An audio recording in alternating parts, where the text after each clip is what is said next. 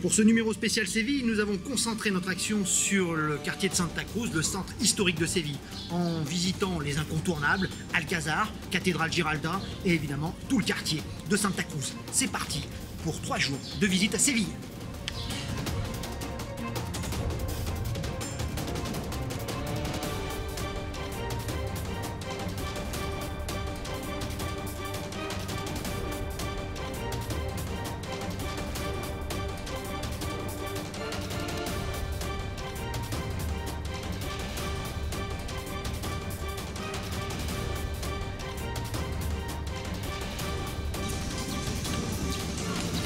C'est cap sur Séville.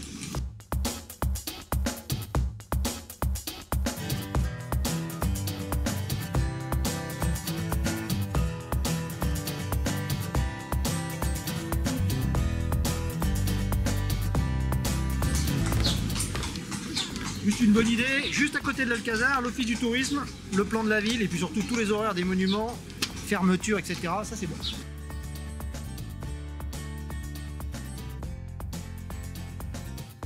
Bâtissons une église si grande que les gens qui la verront nous prendront pour des fous. Ainsi parlait le chapitre de la cathédrale en 1401 quand ils décidèrent d'abattre la mosquée almohade et de construire à la place une immense cathédrale. Elle est derrière moi, c'est la 3e plus grande cathédrale gothique du monde, une véritable petite merveille. On voulait rivaliser avec ce que les musulmans avaient fait, c'est plutôt réussi.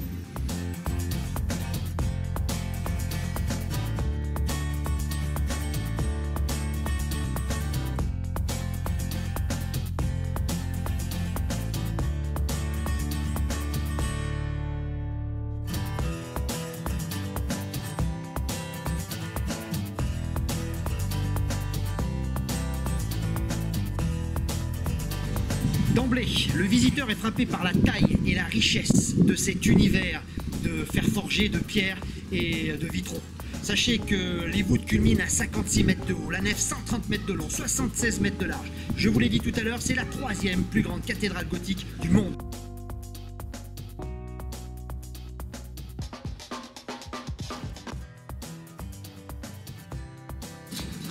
La Giralda, avec ses plus de 97 mètres de haut, est l'un des bâtiments les plus hauts du monde. Sachez qu'il s'agit de l'ancien minaret de l'ancienne grande mosquée des Almohades du XIIe siècle. Elle ressemble curieusement à sa sœur jumelle, la Koutoubia de Marrakech. Les chrétiens y ont rajouté un clocher baroque au sommet. Petite anecdote, on coiffa le bâtiment à un moment de la Reconquête d'une énorme statue symbolisant la foi qui faisait office de girouette. Giralda, d'où l'origine de son nom. Autre anecdote, sachez que le muezzin pouvait carrément, grâce à la rampe intérieure, monter à cheval. En tout cas, du haut de la Giralda, un panorama merveilleux sur la ville de Séville.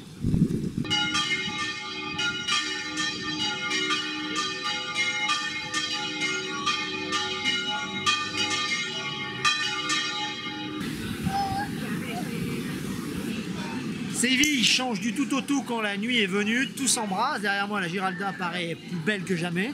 Les bars s'ouvrent un petit peu partout, la vie vraiment bat son plein à partir de 21h, 22h. Avant, c'est vraiment mort. Mais c'est vraiment une autre Séville qu'on découvre à la nuit tombée.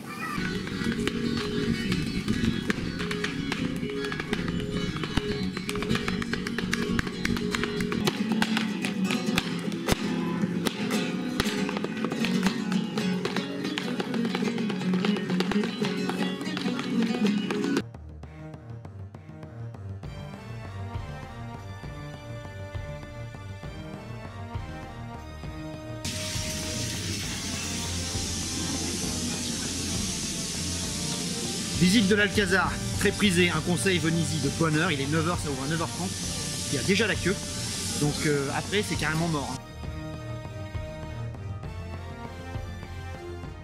Tout de suite quand vous avez passé la porte des Lions, sur la gauche, le Patio des Hiesos, c'est le Patio des Plâtres, c'est la partie la plus ancienne, ce qui reste du palais almohade du XIIe siècle, le palais arabe.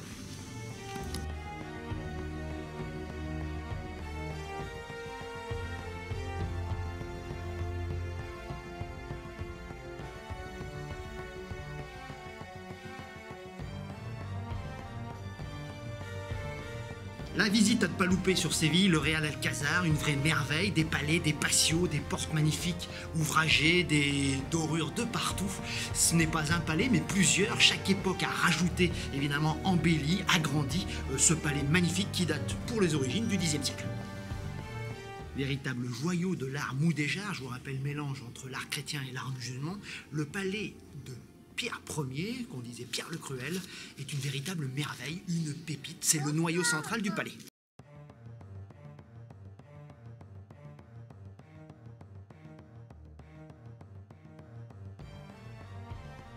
Deux patios principaux s'organisent l'ensemble du palais.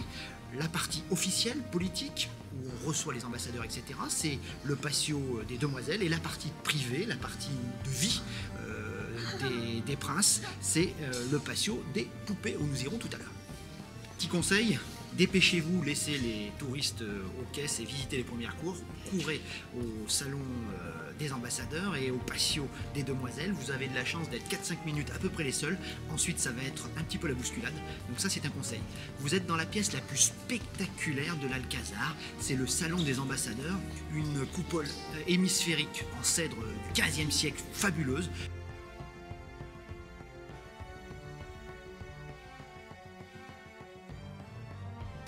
Séquence anecdote. Si les murs pouvaient parler, c'est ici même que Christophe Colomb ou Magellan sont venus demander des subsides, sont venus quémander de l'argent pour financer leurs fameuses expéditions. Bien en a pris évidemment aux Espagnols, puisqu'ils deviendront les rois du monde grâce à la découverte de l'Amérique.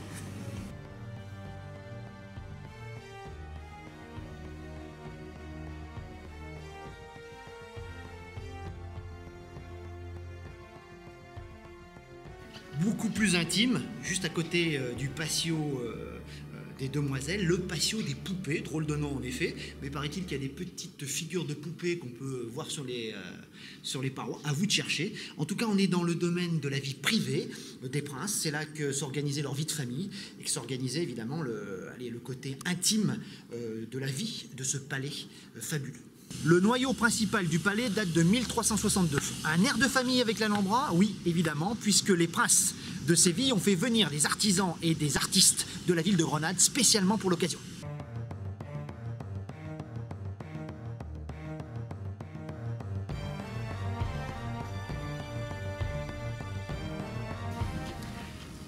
« 9h45, nous sommes dans les jardins de l'Alcazar, nous sommes quasiment les seuls. C'est peut-être également, après avoir fait le salon des ambassadeurs, le patio des poupées et le patio des demoiselles, allez directement dans les jardins, vous y serez seul, un havre de paix. Sachez, je vous l'ai déjà dit peut-être, que c'est des jardins de styles différents. Ça va du Moyen-Âge, en passant par la Renaissance jusqu'au baroque. Il y a même un jardin anglais du XVIIIe siècle. Un voyage au pays des senteurs, palmiers, citronniers, orangers de partout. Et puis ce doux parfum du jasmin, on adore.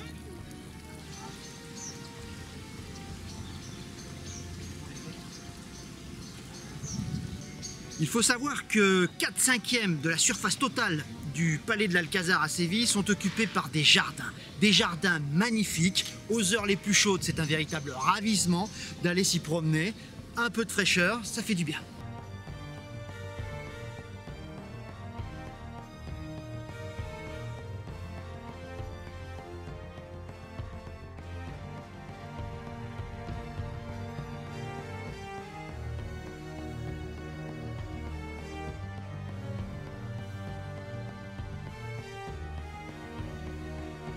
Les souverains almohades, les souverains arabes, elles étaient passés maîtres dans l'art de la maîtrise de l'eau et des jardins. Les chrétiens s'en souviendront et reprendront la tradition. À l'Alcazar, vous avez véritablement des jardins magnifiques. Je vous rappelle que chez les Arabes, c'était un petit peu une représentation du paradis et que chaque palais arabe se devait d'avoir des jardins magnifiques. L'Alhambra ne déroge pas à la règle, l'Alcazar de Séville non plus, celui de Cordoue non plus.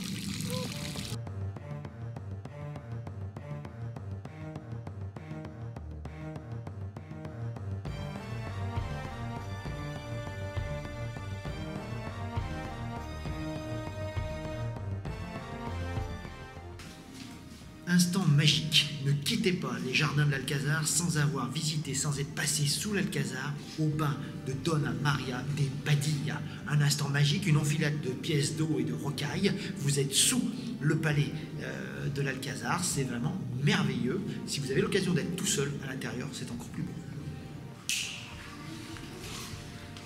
Petite anecdote quand même, Pierre Ier a fait construire ses mains pour sa maîtresse, Dona Maria. C'était pour son plaisir, ça date du XVIe siècle, c'est un des beaux moments de la visite du palais.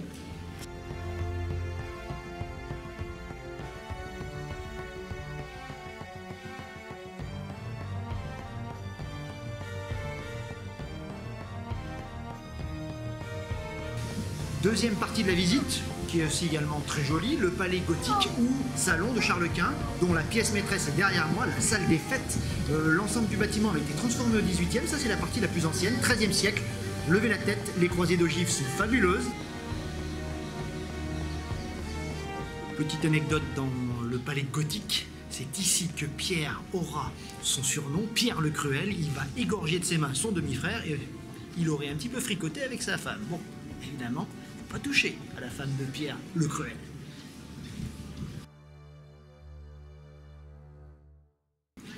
On ressort du palais par le Patio de Banderas, des Banderas, sans doute les anciennes écuries.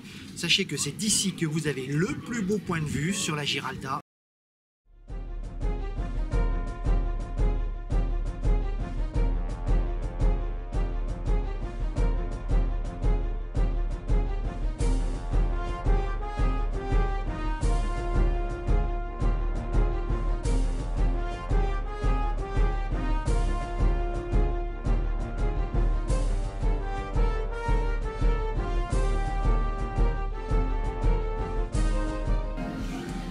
Pour l'apéro ce soir, on vous invite ni plus ni moins dans le plus bel hôtel d'Andalousie, le Alfonso XIII, un hôtel construit à l'occasion de l'exposition universelle de 1929. Alors certes, les boissons, c'est pas donné, mais alors le cadre est fastueux, c'est quasiment un monument à lui tout seul. Anaka adore, une petite musique avec un piano, c'est véritablement l'un des plus beaux hôtels qu'on ait vu. Ça vaut pas le Winter Palace, mais notre cœur balance.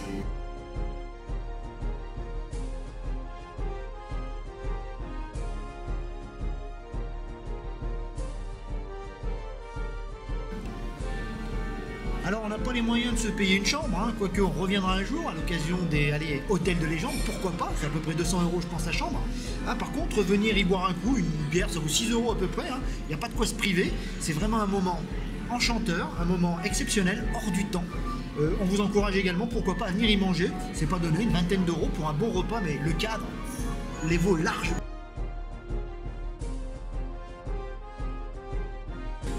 On a l'embarras du choix pour boire un coup, différentes ambiances, le patio à l'air libre, c'est pas mal, les salons aux alentours, cossus, c'est bien aussi. Nous on a un petit faible pour le bar américain, style un petit peu années 30, star américaine collée au mur.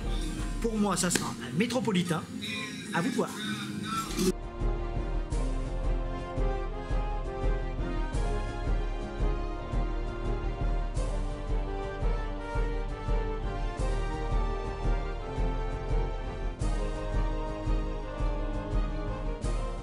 Moyen de transport pour se déplacer à Séville, le plus simple, le plus économique et le plus pratique, c'est à pied. Tout est piétonné quasiment dans le centre-ville, c'est facile, il faut avoir une bonne dose de courage, surtout quand il fait chaud. Pour les plus feignants, il y a un super tram tout neuf qui contourne un petit peu toute la ville. Il y a des bus un petit peu partout et puis il y a également des calèches. 50 € quand même l'heure, c'est pas donné. Mais enfin, si on veut se faire un petit plaisir un petit peu, allez, dispendieux, pourquoi pas. On y va ?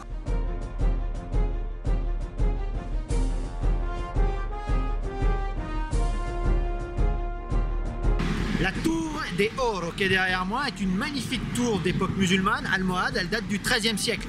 Sachez qu'elle porte son nom, non pas parce que c'était une banque ou un trésor ou je ne sais quoi, elle était recouverte d'azuleros dorés, d'où son nom. Elle faisait partie du système défensif de la ville de Séville au Moyen-Âge. Une autre tour en face permettait de compléter le dispositif. Une énorme chaîne était mise en travers du Guadalquivir, cette tour le surmonte et ça empêchait les bateaux de passer.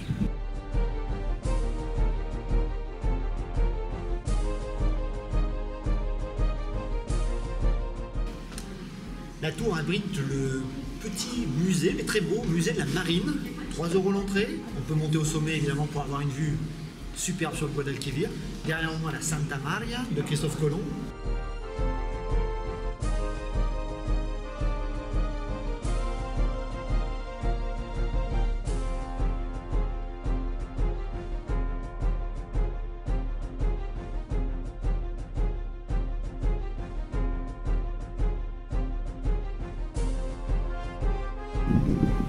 Le Guadalquivir est un fleuve mythique.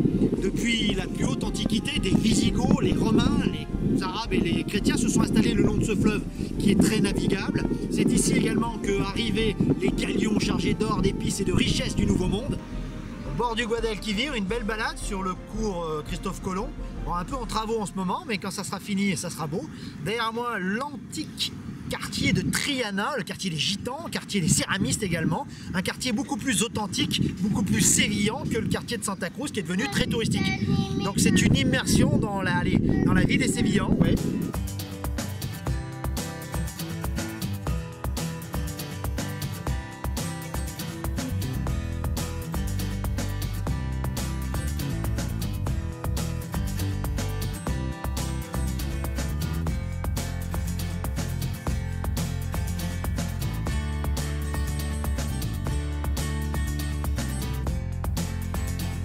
Triana, c'est également le centre authentique du flamenco. Donc si vous voulez venir écouter un peu de flamenco et ambiance authentique et sévillane, c'est à Triana qu'il faudra venir.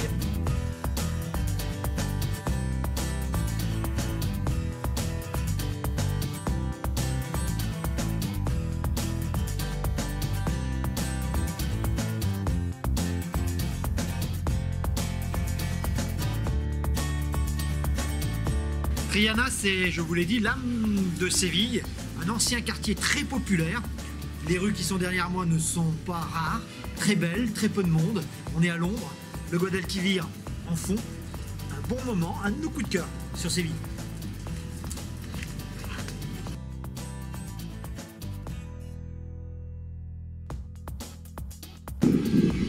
Petite balade depuis le quartier de Triana, on circule un petit peu dans les petites vénelles et les petites ruelles et puis on reprend le Guadalquivir tout le long. Là il y a vraiment une belle balade à se faire le long du Guadalquivir, un peu d'air, un peu de vent, quand il fait chaud c'est très agréable et on rejoint en quelques minutes la Torre de Oro.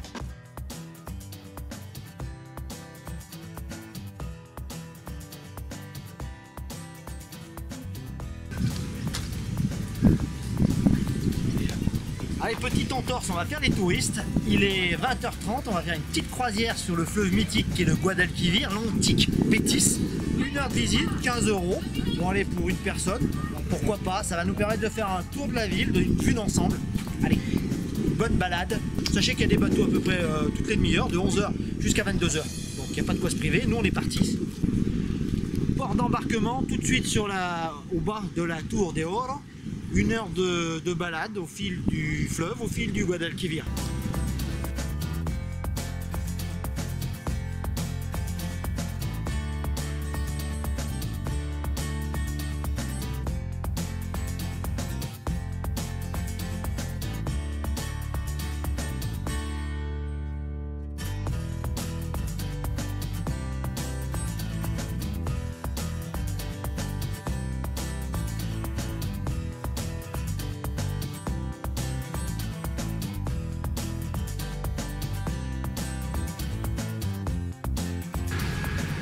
Au final, cette croisière sur le fleuve, plutôt sympathique, originale, en fin de journée, c'est agréable. Par contre, vous attendez pas au bateau mouche à Paris, avec des monuments à chaque détour de fleuve. On longe un petit peu le cœur historique, la Triana, après c'est l'île de la Chartreuse, avec tous les monuments de l'exposition de 1992. Et là, c'est pas la même beauté, c'est pas les mêmes bâtiments que celle de 1929. Hein. Autant dire que bon, c'est pas la promenade architecturale du siècle, mais c'est sympa.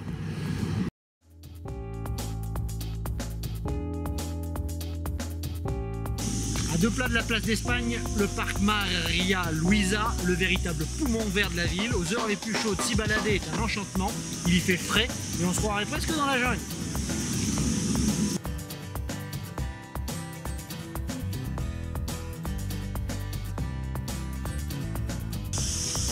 Le parc Maria Luisa est un espace très romantique, le poumon vert, où les Sévillans aiment venir se balader. Anaka est d'accord avec moi. Sachez qu'il a été offert par l'infante d'Espagne à la ville. Autrefois, ça faisait partie du parc du palais de Saint-Telmo. Sachez également que Claude Nicolas Forestier l'a complètement repensé et redessiné à l'occasion de l'exposition universelle de 1929 au fond du parc. La fameuse place d'Espagne, fantastique, chef-d'œuvre de 1929 de l'exposition ibérico-américaine qui avait fait tant parler à l'époque.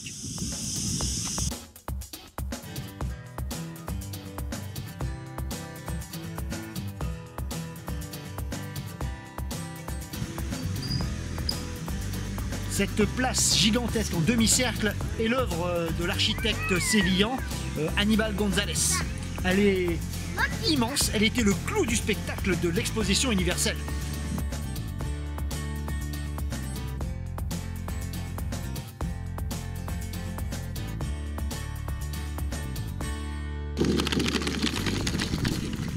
Voilà, c'est ici, au pied de la station de train de Renfe et de Santa Justa, que s'achève notre séjour à Séville. Conseil pratique, il faut à peu près 10 minutes pour venir du centre-ville où nous étions. Le bus numéro 21, ça coûte 1,50 € pour venir jusqu'ici. C'est pratique, c'est pas cher.